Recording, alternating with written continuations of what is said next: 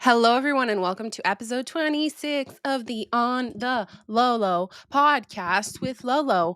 That's me. Yeah. So, what's up, guys? What's up, guys? I'm not going to lie. I'm feeling a bit goofy. Just had a few sips of coffee. Yesterday I ate a clove of garlic and I truly feel like I got some euphoric, benefits from that. I hope you guys are doing well. I recently went to Florida for a week by myself. Was it a good idea? I think so. In the moment, it seemed like a good idea. And when I got there, I was like, what have you done? Literally. So, as I mentioned in the previous episode, if you didn't see that, it's been 1 month since I've been going through like a breakup with my partner. So, I'd say that that has been like the main event of my life right now. And I had been thinking of going somewhere for a while. I was like, oh, do I go here? Do I go here? How long do I go for? Blah, blah, blah. And my older brother was headed to Portugal for 2 weeks with his girlfriend. And me and my parents and my brother, we all went to go have breakfast together before my brother left. I was the one driving him to the airport. And I was like, damn, I want to pack a suitcase and I want to go somewhere and I want to go to the airport. So I started looking at trips and I was like, you know what? I should go to Florida. And if you guys don't really have any backstory on my life, I was born in Florida, but I am from Quebec. Like I'm a Quebecer, technically. Not proud to admit it because I feel like, it's not the. I don't know. I'm every time I'm like, yeah, I'm from Quebec. It's like, ooh, but it's fine. It's fine. So, Florida holds a very special place in my heart because I lived there when I was 5 years old for like 3 years, right? That's where I learned how to speak English. And I feel like from 5 to 8 years old, living there is when my subconscious mind was formed. So I associate a lot of my childhood memories to Florida, a lot of trauma as well. Not going to leave that part out. So I think for a long time, me and my brother, we have like idolized Florida because it's like that's where our childhood happened. And like, wow. When I was 5 years old living in Florida, it was like 2006. It's 2025 now. So it's been 20 years. Things aren't the same, right? And I was like, you know what? I'm gonna go get some sun. I'm gonna go spend some time on my own. And I just felt like changing environments. And I knew that throwing myself somewhere alone, just with myself for a week, would be amazing for my growth.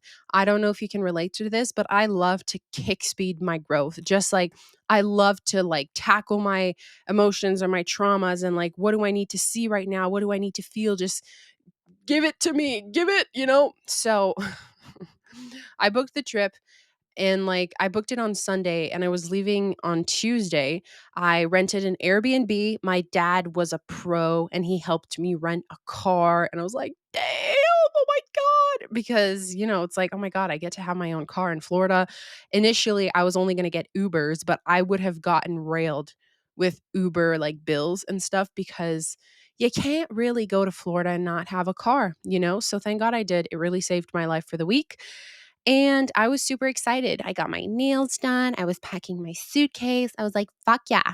So, not gonna lie, I was super anxious though. Like the 2 nights I had before leaving, I couldn't sleep. I had so many things on my mind. I was overthinking what I was gonna pack and what I was gonna do. And like, I've traveled alone before, but I'm not that experienced. So sometimes it's like panicky of like, but I always say, before you do something, you go somewhere, you go meet someone, whatever it is, I call it you pass your order on to like God, right? Because sometimes we focus on like, oh my God, what happens? What if this happens? But if you say, I'm so happy and grateful that everything went smoothly, I'm so happy and grateful that the conversations were amazing, whatever it is, like you literally need to state what you want to happen before it happens and before you get there to get yourself in that energy. Does that make sense? I do it all the time for so many things in my life and it always sorry, it always serves me well. So I was entertaining that, like, my flight was on time and I found the car rental spot perfectly. And that's exactly what happened.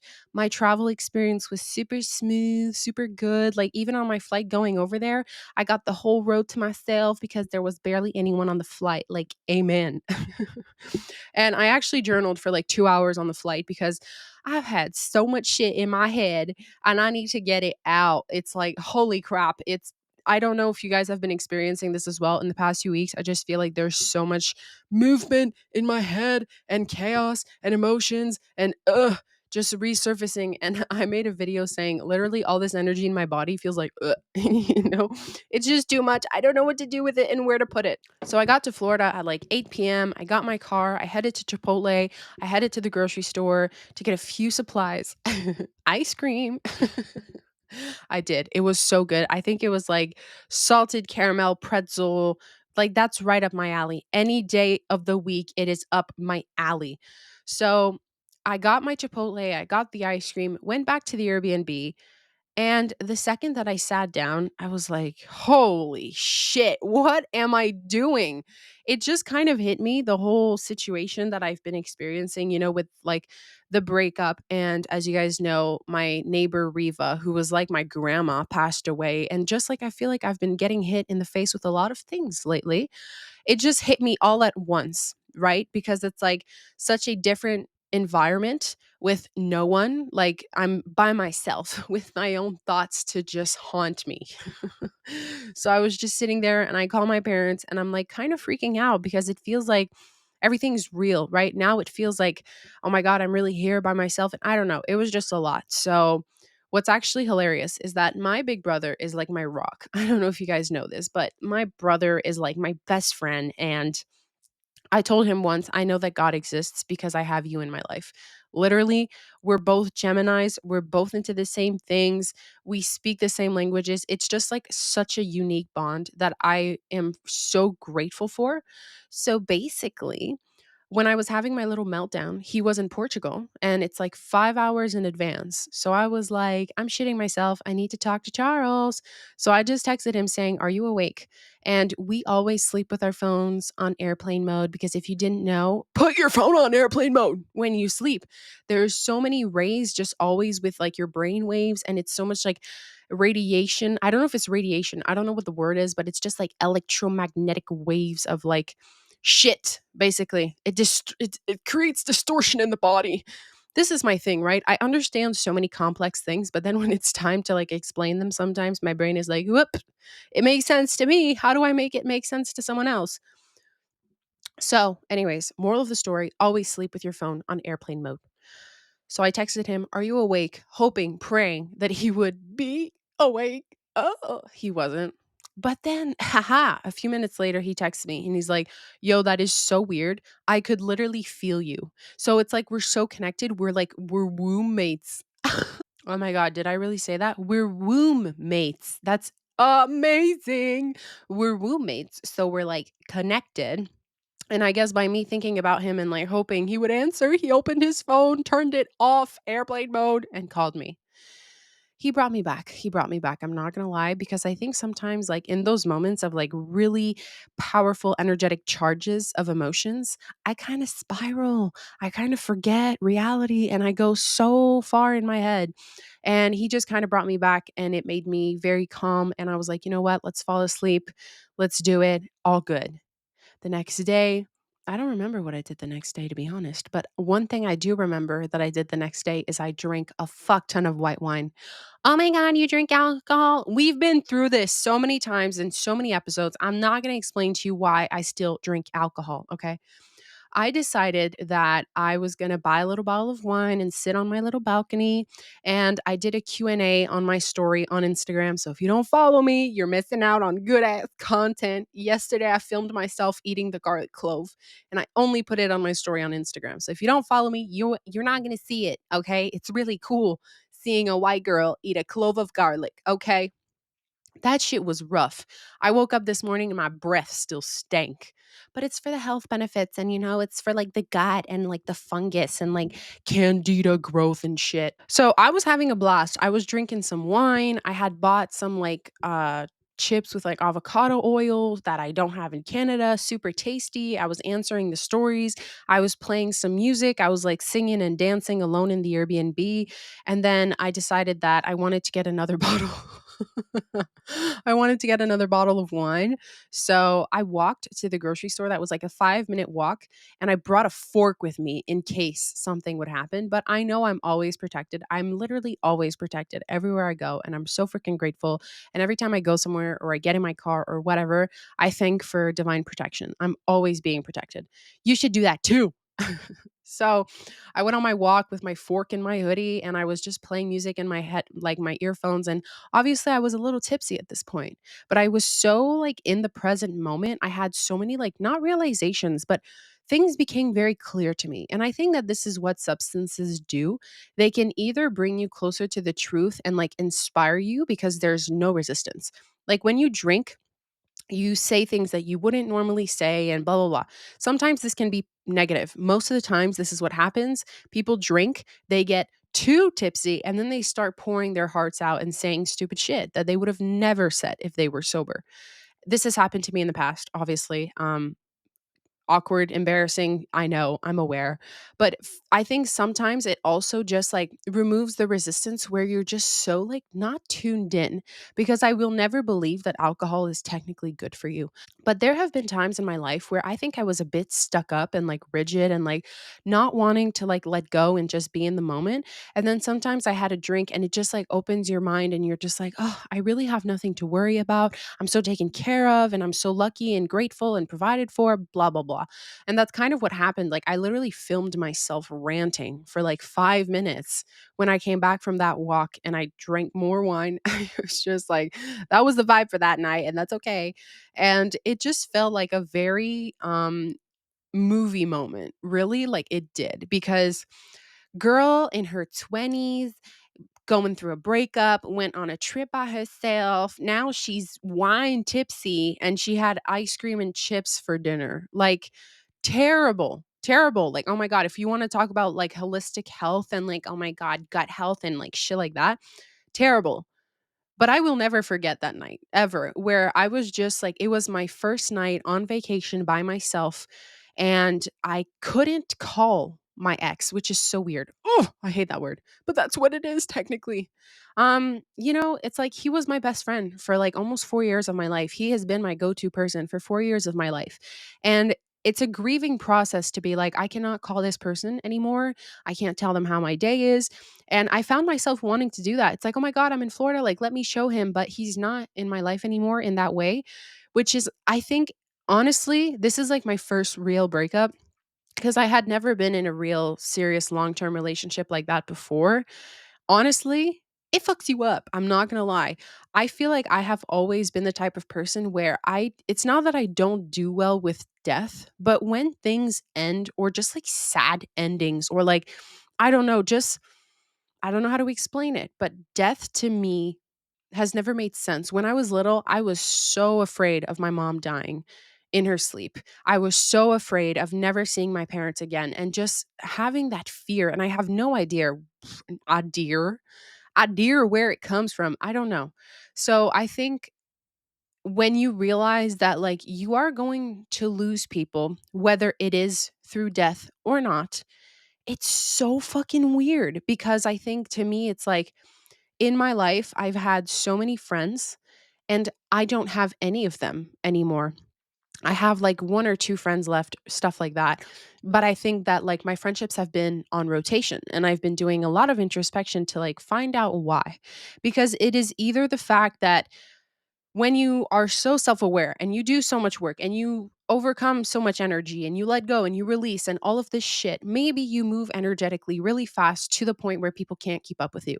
But I think it's also because we have trauma, abandonment, rejection wounds, and energetically, like we send out the projection of like, do not send more friends my way because I will sabotage and I will run away or something like that, right? So I think when people are like, oh my God, why don't I have this thing in my life? Most likely unconsciously you are sending out energetically the opposite of what you want, right? So it's the same thing with money. A lot of people say they want money, but they don't feel safe being successful or being wealthy. People say that they want that true divine partnership, but they don't feel lovable or good enough for the person they actually want. So this is where you literally need to do the work. You need to go within and you need to look at all of those cracks. And you don't need to look at the cracks because you need to put some glue and you need to make it look all pretty. You just need to feel it. And I think that when something in your life wants to happen or it wants to end or it wants to shift, you can spend so long fighting it, resisting it because you're so like your ego has a plan, right? Your ego sees your life going a certain way and it has to be that way because if your ego can control the outcome, then it can guarantee your survival and safety, which is essentially the only reason your ego exists. It is to keep yourself safe, but it is based on the past. So when you call things in your life that have no like you haven't experienced it yet, your brain, your mind, your body, your nervous system is going to reject it. So unless you do the work and you go see, why don't you feel safe to allow that for yourself? What definition, what story have you been unconsciously holding onto that you have stored in your body, in your subconscious mind, in your nervous system, all of these things, right? Whenever something wants to happen in your life, whether that's shifting up or letting go, right? So you either welcome more energy in or you release old energy out. It's always a flow, you know? So, when something wants to happen in your life, sometimes I think that we are so fucking resistant to it. We are like, no, like I know this needs to happen, but I'm not ready. Or like, for instance, I know I need to lose the weight, but I'm just so scared of actually being lean the way I want, because then that's gonna mean that I can't bully myself anymore and I actually have to love myself, which is death to the old version of you that maybe didn't like themselves. Little things like that. And I realized being in Florida, I was so resistant. Like I had a lot of resistance because I was like, I'm on a trip. I need to do a bunch of things. I need to make myself uncomfortable as much as I can. I need to put myself out there. And I was just hoping that I would meet people, not romantic at all, just like friends, right? I was like, oh my God, I'm going to go somewhere and talk to someone and meet someone. I want to meet friends. Oh my God. If you have expectations for things to go a certain way, you are now attached to something. And attachment, I truly believe, is where we experience the most suffering. The more that you become attached to something and you strengthen that like bond, if it doesn't go the way that your mind held on to for a really long time, you are going to experience grief and sadness and you're going to be crushed, quite frankly. So being in Florida, I didn't want to miss out on anything, right? I wanted to go to the beach every day. I wanted to tan. I wanted to work out. I wanted to go on walks, on runs, go anywhere that my heart desired. I got a fucking cold. I got a cold that knocked me on my ass, which is the very last thing that you want to happen when on vacation. Now, a lot of people were like, yeah, but you ate this and like you drink alcohol. No shit, you're sick. I can understand maybe there were external factors that contributed to that, but I think that I have been under a lot of stress that isn't always obvious, right? When people say, like, oh my God, you have a high cortisol, you don't have to feel stressed for your body to be in a stress state. So I think because planning the trip, because experiencing life with the breakup and everything, like my nervous system was on edge. And I think that with the traveling and everything, my immune system was compromised a little bit. So I got sick, right? And it was to the point where like so congested, so much mucus, like a big like throat ache, all of that stuff. And I was pissed because it's like you spend so much money to go on a trip, like you don't want to get sick. And I realized that I didn't feel like doing anything, quite frankly. Like I was in Florida and you're supposed to go on walks. There's palm trees. It's hot outside. There's sun. Oh my God. The only thing I wanted to do is stay in my Airbnb and do nothing and watch Suits because I started Suits and it's lawyers. Is it good? Yes. Is it the best? No. Is it predictive programming? 100%. Whatever. I still watch TV. What are you going to do about it? So I just wanted to watch Suits in my Airbnb, but I'm like, I can't possibly do that while being in Florida. And then I got the cold. And then I gave myself permission to do that with no guilt. And I just understood that even if I tried to push through it and go to the beach and do all these things, like to be fair, I did push myself a few days and I did go to the beach and I swam in the ocean for like the magnesium and the salt and everything. And like I tried to do grounding and like, But I think I was so resistant to what was happening in my life, and I was trying to paint a picture that I was fine with it. I was trying to paint a picture, hey, you're going through this thing that you've never experienced before, and because it's like very big right now and it seems very scary, we're gonna push it away unconsciously with like toxic positivity and like optimism of like, no, I'm fine. No, everything's good. I'm chilling. I'm on vacation. I'm having the best time of my life. What if that wasn't the case? What if you let whatever needed to happen right now happen? So I let myself get the cold. I let myself do nothing. I spent so much money on fucking soup at Whole Foods. There was like a soup bar. I ate that shit up. I had the same one every time. I should have explored the other ones, but to be fair, that one had the cleanest ingredients and it was just like chicken broth and rice and just like so comforting for a cold. I don't think this was like a traditional vacation trip. It felt like a very me moment where I had to be so uncomfortable with myself for everything to come to the surface, for me to acknowledge everything. And you know what? I cried, I danced by myself, I laughed by myself. I enjoyed every minute, even though there were many, many, many minutes that I did not enjoy.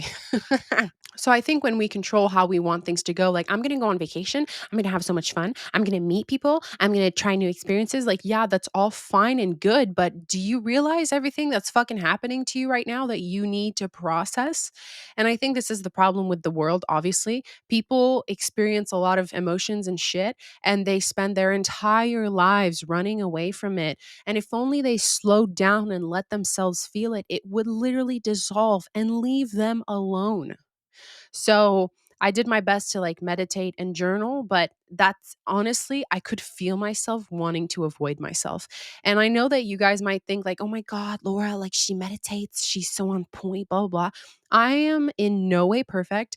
I don't do anything perfectly. I don't believe in that type of shit. I truly believe that there are waves in life. And now I'm back on my meditation and self care and health kick. And I'm grateful for it.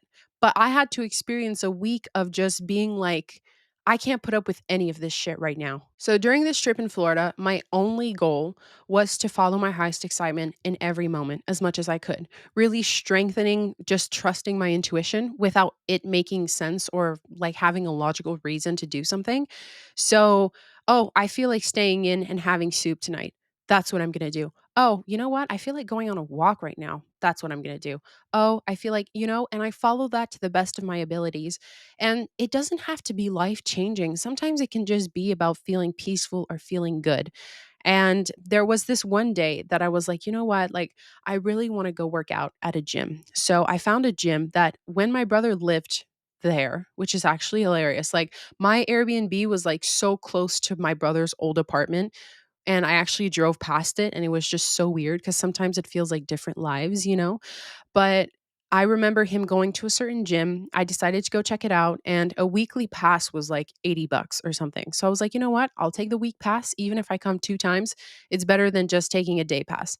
So I went to the gym. I was like, you know what? We're going to get that energy moving. My cold hadn't hit yet, but as I was working out, I could feel my throat hurting and everything. So I didn't push myself too much. I did do some ego lifting though, because I was around a lot of muscular, fit people. And I think that I used to be a gym rat who worked out 6 days a week. Now that's not who I am anymore, but I had to go through that phase to be where I am. And now I genuinely like, I was meditating this morning, you guys, and I have so much clarity on what it means to love your body and love your being and every past version of it. And it's just so beautiful. And I feel so grateful to have this experience. And I really want to talk about it more with you guys because I feel like one of the biggest chapters of my life was when I hated myself and my body. Just being a teenager in high school, none of the guys liked you, no one looked at you, no one wanted you. And that just fuels the unworthiness that was already there. So lately, I've been feeling like those past teenage versions of myself are coming up, and damn, she needs a hug. She needs a good ass hug. She doesn't need attention from people. She doesn't need more money, more validation. She just needs a hug to know that, like, hey, you're good. I got you. And I've been really putting this into play where it's like when I have that little voice in my head that pops up and that says something, I realize that it's just a cry for help, but it comes out as resentment or judgment. So I literally say to my head, like in my, hold on, there's a voice in my head saying something. And then I literally catch that thought and I just say, hey, I see you. I got you. I love you. Which I feel like annuls the energy of like, because I think that sometimes a past version of ourselves, what, start here. I feel like sometimes past versions of ourselves will show up with like resentment towards life, or like they're gonna offer us like a limited experience. I don't know if this makes any sense, but let's say if I'm living life from my wounded 15-year-old self that was overweight, no one thought she was pretty, no one wanted to date her, she never had her first kiss, no guy ever looked at her. We make it mean something. We make it mean I'm not lovable, I'm not good enough, I need to become prettier, I need to become skinnier, all this surface level bullshit, right? But we all need to go through that. We all need to go through a phase where we are so convinced that the only way to feel better is to heal the external, right? Because obviously at some point I was like, you know what? I'm going to have to get leaner. I'm going to have to get like sexier to like prove all those guys, blah, blah, blah. But it's ego. It is wounded ego. Hey, let me prove to you that I am good enough. Let me prove to you that I am lovable and I am a valuable human being. Sister, if you already knew it within yourself, none of this would be happening. And you would maybe work out because you love yourself. You would maybe take care of yourself because you love yourself, not because you're trying to prove people wrong or prove that you are lovable, you know? So, this is where we have so much limiting programming and it ties us down. So, if I'm always living life from that wounded 15-year-old self, I am going to attract shit that matches that frequency. And yo, it's gonna limit me because like I don't need to attract that to become aware of it. You know what? I'm gonna slow down, I'm gonna feel her, I'm gonna give her a hug. I do not need to attract people who make me feel like I'm not lovable. I'm already aware of that. So at this point in time, it's just like meditating, sitting down. I have been doing so much nervous system regulation shit. And honestly, I can feel it. I don't know. I've been feeling so freaking good for the past 3 days. I've been consistent with it. I've just been like the biggest self-care, self-love makeover with my habits, with the things that I do. I feel so energetic and just like I feel pretty good because I didn't resist when I felt like fucking shit. I didn't try to change it or to numb it. Like even when I was drinking the wine wasn't to make me forget, oh my God, I'm heartbroken. No, it was just like a genuine intention of like wanting to enjoy myself. And honestly, music sounds better with alcohol. I know it's bad. It's not an excuse, but I was having a dance party in that Airbnb and I was having a good time. Okay. So, like I was saying, I ended up going to a gym and I got a weekly pass. I was working out a little bit, okay? And there was a girl who was doing, I think, leg extensions or leg presses behind me. And she kept looking at me, and I was like, you know what? She looks like she's a girl my age. Maybe I could go introduce myself and who knows, because I feel like, when you do have no friends or you're single or whatever, you need to be willing to put yourself out there. And I think it's beautiful that when you have a calling to just like go talk to someone, like I was in Publix. If you don't know, Publix is a grocery store in Florida and they have like a Subway, like a sandwich station, I guess, where you can go get like your sandwich made, kind of like a Subway, okay? And I was standing in line. I was so excited to get my pub sub. And then there's like two people behind me and they're speaking French, but like French from Montreal. So I'm like, oh shit, they're from where I'm from. I was like, you know what? I'm going to turn around and ask them, hey, like, where are you guys from Quebec? I did just that. And their reaction was kind of freaking weird. It was just like, Montreal. What about you? It just felt like what I interpreted it as was like, who is this person and why is she talking to us? Like, why does she think she can talk to us? It was a guy and a girl. The girl had fake ass tits and the guy was talking about like protein. So I don't know what I don't know what I expected by initiating that, but it's just like if you're willing to make yourself uncomfortable and be rejected, knowing that it has nothing to do with you, I think this is like the most beautiful and like good thing you can do to like grow, because at some point if you get rejected so many times you don't really give a shit anymore. It doesn't mean anything. If someone doesn't want to be your friend, you don't take it personal. If you go tell that person, hey, I think you're really attractive, and they turn you down, don't really care. You're not the only attractive person on the planet. So being willing to make yourself uncomfortable, I think is crucial.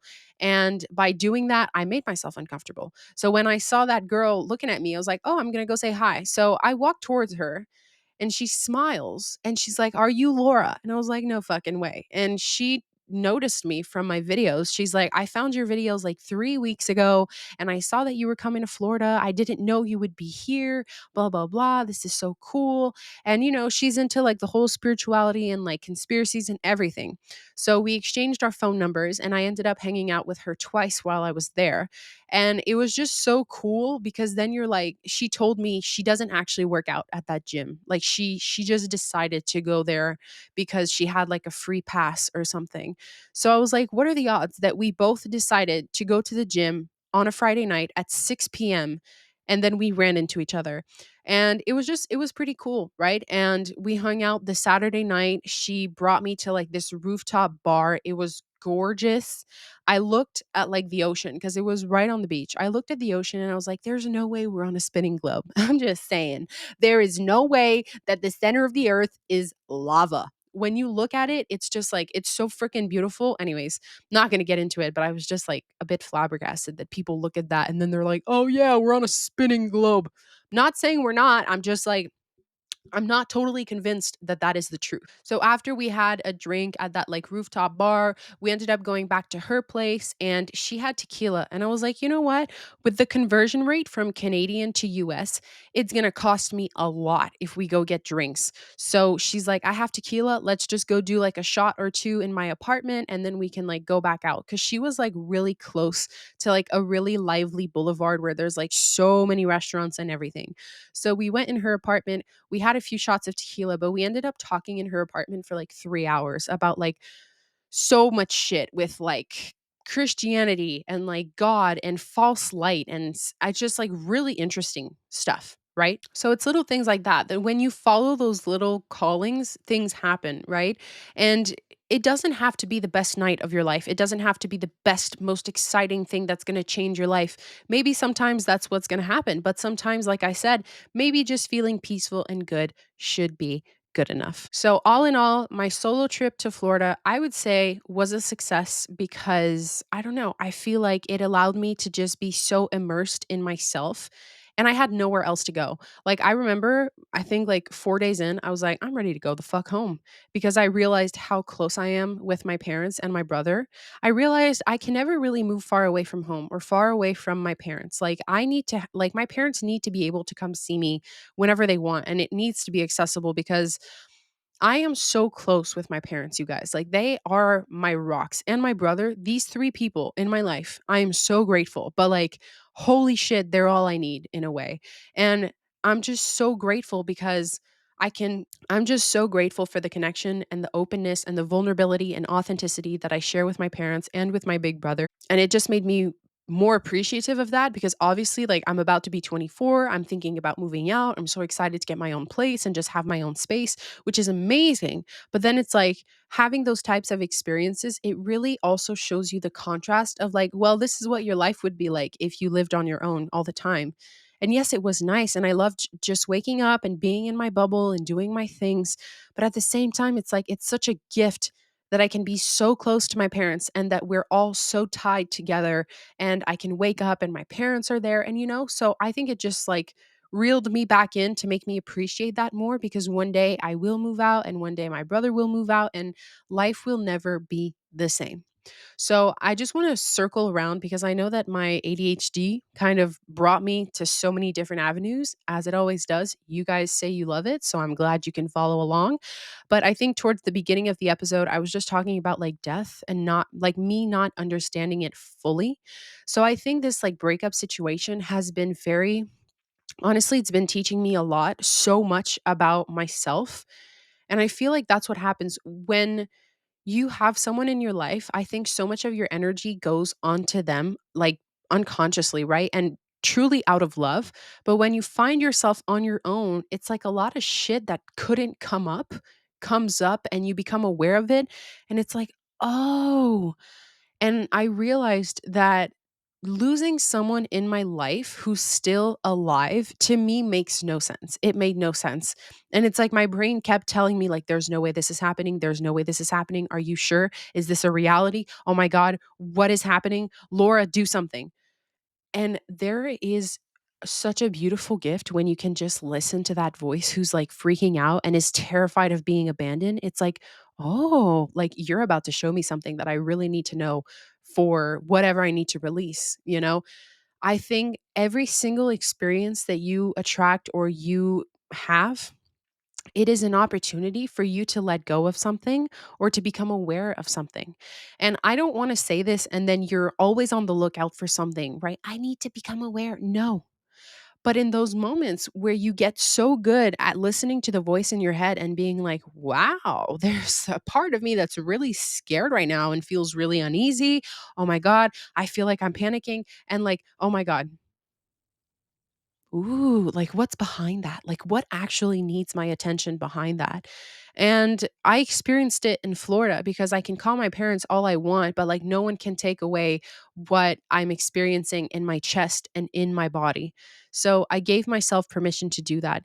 And coming back from my trip, I was exhausted, you guys. Like I think my nervous system was absolutely fried because when I came back from the trip, I I napped for like 3 hours and it was my mom's birthday, so then I had dinner with my parents, but I fell asleep pretty early, and then the next day, I kid you not, it took me so much to get out of bed, and then I got out of bed, I had breakfast, and I was like, "I'm going back to sleep," to be honest. I slept the entire day, and I had to listen to my body because I think mentally, I was also pretty tired, and this is where I also wanna tell you, you don't need, like, valid justification to rest or to sleep or to slow down. Technically, "Oh, no, like, I'm back home, like, I have to get back in the groove of things, I have to take care of this." No, no, slow down. There is no point in going so fast and getting right back into it if you can barely stand on your 2 feet. So right now, if you feel like you need that rest, you need to slow down. Find any way that you can do that. And you don't need to have gone through World War III for it to be okay for you to rest. You know, I think sometimes we're so hard on ourselves and it's like, I didn't do enough to earn this rest. Rest is not earned. You live in an environment that is designed to make you stress and freak you out, and you're holding on to so much trauma that is just spiking your cortisol unconsciously every single day. You don't need to earn the rest. The more that you're able to give yourself rest without reason, the more you'll feel inclined to doing the things you actually want to do, right? I think people label like productivity or working or creating, it has like a negative association to it because you're resisting rest. But if you don't resist rest and you give yourself such a loving, warm permission to just take it easy on yourself, first of all, you're going to feel a lot more calmer. Your inner child is going to feel seen and validated, and you're going to have room to actually make space for what needs to come up, if that makes any type of sense. So when I came back from the trip, I was exhausted. I gave myself permission to rest. I kind of bed rotted. I didn't do much, but I made a decision that after like 2 days, I was going to wash my bed, clean my room, do all of the things to get myself back. And I just realized what are the types of habits that I want to build? What are the things I want to work towards? And I got serious with myself about those. And right now I'm going full force on them. And it feels really good because there's no pressure. It just feels like inspiration and excitement and flow. I never force myself to do anything, like, unless I really have to. I despise force. And literally if you're forcing and you're not flowing, you can't actually get to what you want because what you want is to be in flow. So, I mean, I'm going to conclude the episode here. I hope you guys enjoyed today's episode. I was ranting, talking about my trip, but I absolutely love having these talks with you. So if you enjoy listening to them, I am super grateful for you, honestly. And if you're thinking about going on a solo trip, I highly suggest it, but just beware you will be confronted with a lot of shit that you might not be able to feel at home. And that can be a great learning opportunity for you, maybe. So I love you guys very much. I hope you're doing amazing. I wish you an amazing rest of your day, night, week, month, everything. Honestly, rest of your life. I hope you have a blast. So I will see you guys in the next episode. And I love you very, very much. I'm sending you a big fat hug.